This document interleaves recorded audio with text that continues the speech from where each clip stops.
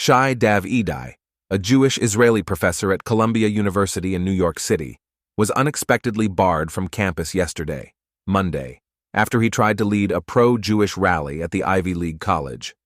An outspoken supporter of Israel, Dav-Edai was told that his campus ID card had been deactivated, even as a massive pro-Hamas tent city sprang up on the campus with some 200 protesters, all of whom would have had to use their Columbia ID cards to get in. The problem isn't Columbia. It isn't school administration. It's the left academic superstructure in all its manifestations, from texts to teachers to foreign donors and beyond. It's massive and diffuse, but it's the single biggest mistake the left has ever made. Average Americans aren't going to tolerate the rich kid jihad for a second, wrote Abe Greenwald, the executive editor of Commentary magazine. The foreign donors that Greenwald mentioned include the jihadist Qatari government, which is the top foreign donor to U.S. universities, gifting nearly $4 billion since 2001, much of which was illegally undisclosed. And yet, Greenwald was too narrow-minded in my estimation. Academia does not live in a silo. There is a much greater ecosystem here that includes the media, politics, and society as a whole.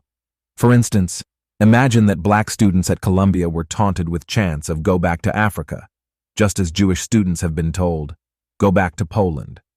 Imagine that a gay student was surrounded by homophobic protesters and hit in the eye with a flagpole, which is what happened to a Jewish student at Yale University this past weekend.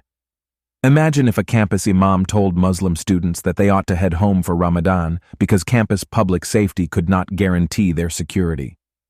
That was the explicit message from Columbia's campus rabbi to Jewish students on Sunday. There would be relentless fury from the media and condemnation from politicians. Just remember the righteous, and rightful, outrage over the white supremacist Unite the Right March in Charlottesville, Virginia, in 2017, where neo-Nazis chanted "The Jews will not replace us," wrote journalist Bari Weiss. Instead, the media response has been mild, to say the least, and some politicians are saying all the right things, but are doing little in action. Chuck Schumer, the highest-ranking Jewish politician in America, has not made a single comment about the profusely anti-Semitic weekend at Columbia. His last tweet, while Jewish students feel incredibly unsafe at a university in his jurisdiction, says, quote, "As Passover begins tonight, happy Passover holiday to everyone celebrating in New York and around the world." As one social media user commented on this tweet, quote, "With a Jew like you, us in Israel need to trust only ourselves." Meanwhile, U.S. President Joe Biden had another both sides moment on Monday, condemning anti-Semitic campus protests across the U.S. after several days of mayhem at Columbia University, before swiftly moving to defense of the Palestinian cause.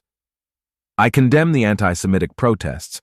That's why I've set up a program to deal with that," Biden told reporters yesterday, without specifying what program he was referring. "I also condemn those who don't understand what's going on with the Palestinians." To be sure, the question from the reporter that preceded this response was about anti-Semitism on U.S. college campuses and made no mention of the Palestinians.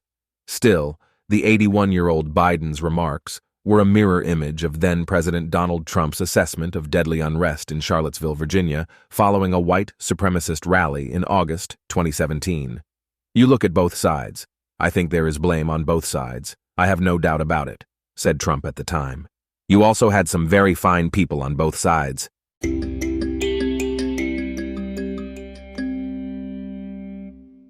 It might appear absurd that the most prestigious universities in the world have been infected so rapidly with anti-Semitism.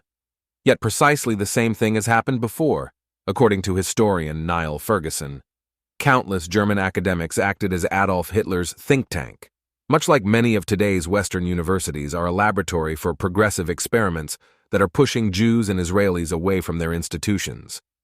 Already in 2019, journalist Leah Leibovitz, who was schooled at Columbia University, wrote a piece which argued that colleges were beyond redemption and that Jews should not apply anymore. Sadly, it aged very well, he added yesterday. Indeed, a critical factor in the decline and fall of the German universities was that so many senior academics were Jews. For some, Hitler's anti-Semitism was therefore not unlike woke and progressive intersectionality in our own time. a career opportunity. And the atmosphere at German universities grew steadily more toxic, even for the most assimilated of Jews. The Nazis' anti-Semitism led, of course, to one of the greatest brain drains in history. Over 200 of the country's 800 Jewish professors departed, of whom 20 were Nobel laureates, wrote Niall Ferguson.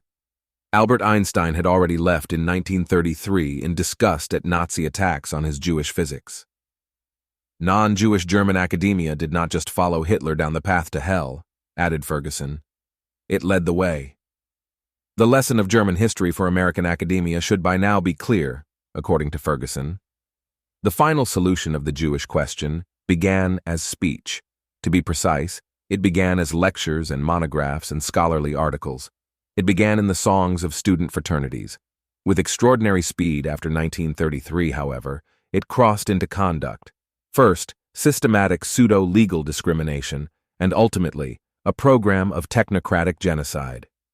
To be sure, today's progressives are not quintessential Nazis.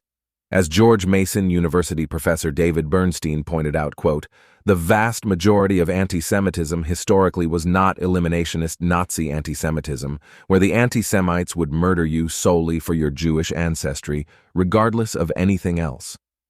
In the Soviet Union, you could generally get by with Jewish origins if you renounced Judaism and Zionism and took the party line. In Spain, the Inquisition only applied to Jews who practiced Judaism in secret. If you became a sincere Catholic, you were more or less left alone. In other words, if you adopted the ideology the Jew haters wanted you to adopt, they gave you a pass, wrote Bernstein. In some cases, it was even an advantage. For example, the church or state might put you in charge of persecuting other Jews. You don't have to be a Nazi to be anti-Semitic, he added. Emmy Award-winning TV presenter Rachel Maddow, who is pretty darn left-leaning, had this to say, when people are telling you something about a minority group, that they're not just bad, but they're evil, that they are secretly powerful, that they're the reason things are bad, that toxic conspiracy theory about a minority group has a purpose. It is always to make us think that we shouldn't be in a democracy. A democracy is that we all decide things together.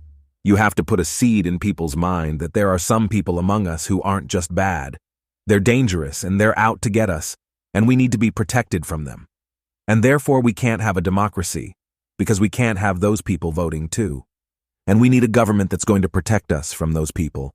And that form of anti-Semitism is part of fascism. It's part of authoritarianism. It's part of trying to make us give up our democracy. It's evil. It's malicious. It keeps repeating itself, and it ought to be a big red flag for all of us.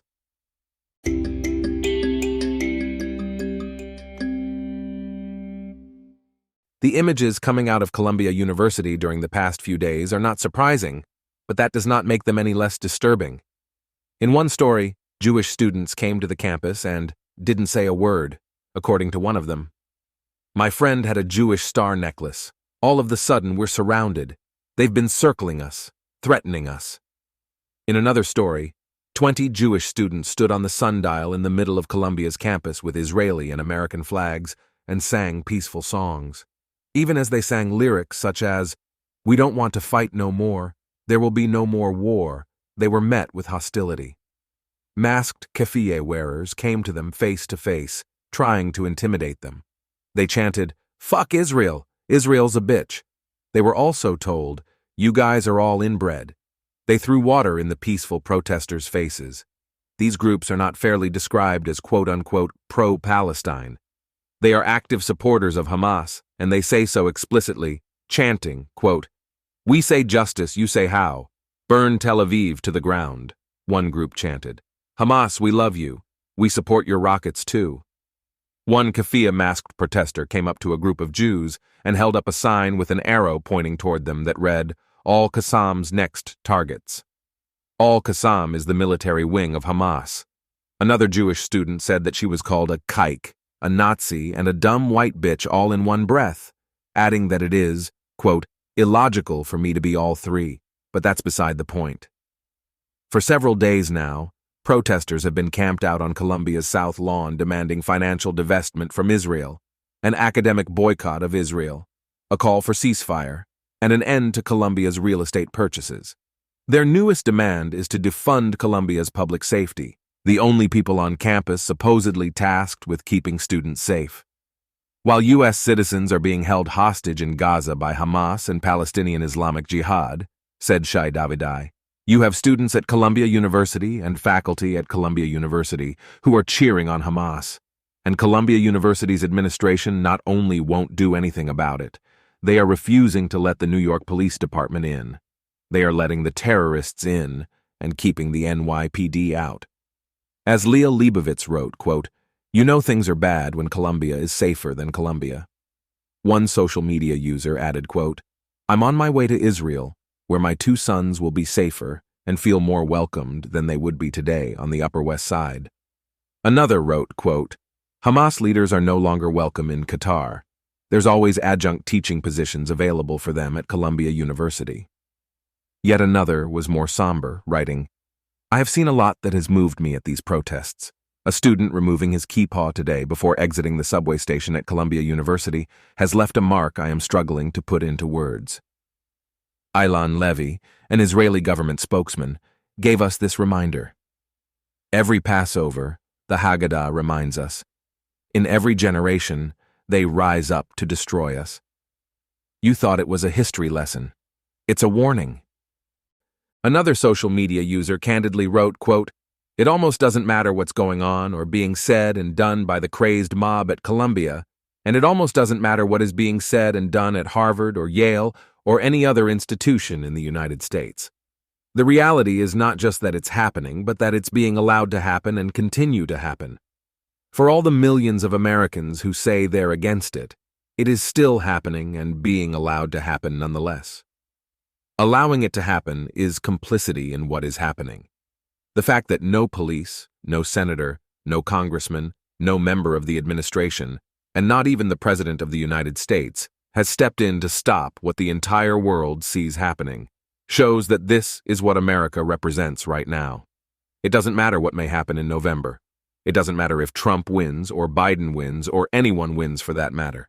We are a little more than 6 months away from the elections, and 6 months is an age away. This sheer unprecedented insanity began 6 months ago, and look at just how horrific it is 6 months later. President Biden, nobody cares anymore about your stupid policies and grandstanding and pretending that you're in control. And it's not just you. It's every damned politician and law enforcement official in the entire United States. You all talk, a lot, but you are all in charge of what was once the greatest nation in the world. Look at what you have all allowed to become of the United States of America. You have no authority, not one of you, to pass judgment on any nation in the world while you so pathetically and willingly sit idly by while your country falls apart in front of your eyes, and yet not one of you does anything about it. You're not even a Chamberlain. You're even more pathetic. I never in a million years would have thought I'd live to see America collapse so timidly. You are all in violation of your sworn duties. The world is burning because you're all so damned weak and gutless. October 7th didn't just bring out the true face of Islamism and extremism. It brought out the true face of your unconscionable and pitiful pusillanimity. The world needs true leadership now more than ever before. But right now, it has none. You're simply not cut out for the task at hand. God help us all.